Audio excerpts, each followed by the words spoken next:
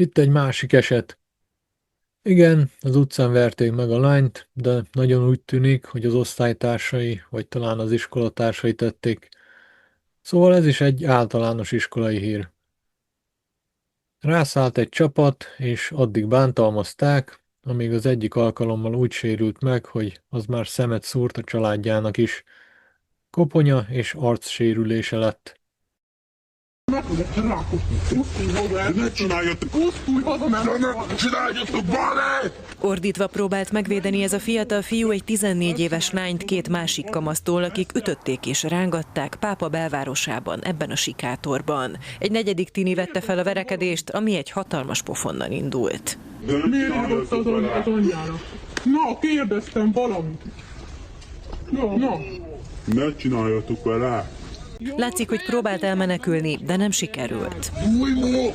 Válaszolja, mert mondom nektek, hogy te Na, mi bajod van az anyámmal?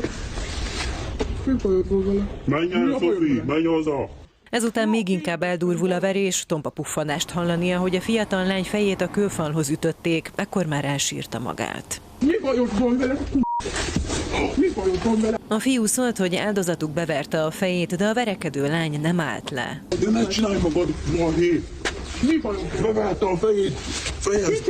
Azonban az egyik verekedő testvére bűntudatból átküldte a videót az édesanyának, aki sokkot kapott a látottaktól, és feljelentést tett a rendőrségen. Ekkor derült ki, hogy a kislányát 3 napig zaklatták, és többször is megverték. A támadásokról ráadásul több videót is készítettek, ezen a felvételen is felpofozzák az általános iskolás lányt, aki titkolta otthon a történteket. A 14 éves áldozat koponyája és arca megsérült, testi sértés miatt kezdeményezték a támadói letartóztatását.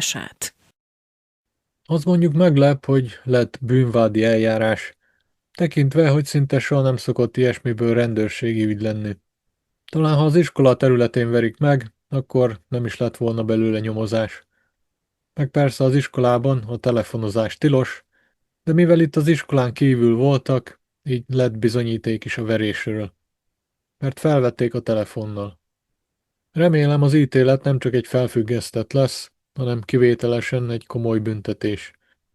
Itt meg egy másik ügy, amit találtam, ez nem magyarországi eset, de ez is csak néhány hete történt. Kaliforniai általános iskola. Egy 12 éves lányt folyamatosan zaklattak az osztálytársai. Bántalmazták, ráadásul annyira, hogy a végén emberölés miatt kell nyomoznia a rendőrségnek. Mindig bántották, az egyik alkalommal meg hátulról fejbe dobták egy fényvizes pohárral. A nehéz pohár eltalálta, a koponyája megsérült. A kislányt orvoshoz vitte az édesanyja, de az orvos csak fájdalomcsillapítót írt fel neki, nem törődött vele. A lány viszont pár napra rá összeesett. Kórházba szállították, de ott meghalt, mert az agya bevérzett a sérüléstől, és már nem tudták megmenteni az életét. A rendőrség azt nyilatkozta, hogy emberölés miatt nyomoznak, de nem adnak ki semmit az elkövetőről, mert az is egy 12 éves lány. Gondolom az áldozat osztálytársa lehet. A kislány nagybátyja elmondta, hogy az elkövető más gyerekeket is folyton bántalmazott. Mint látható, az iskola nem törődött a problémával, és ez lett az eredménye. Ami még durvább, hogy 3 műtétet végeztek el a lányon, mielőtt meghalt. Úgyhogy a családja így már nem csak a lány elvesztése miatt szenvedhet, hanem a brutális kórházi számlák miatt is.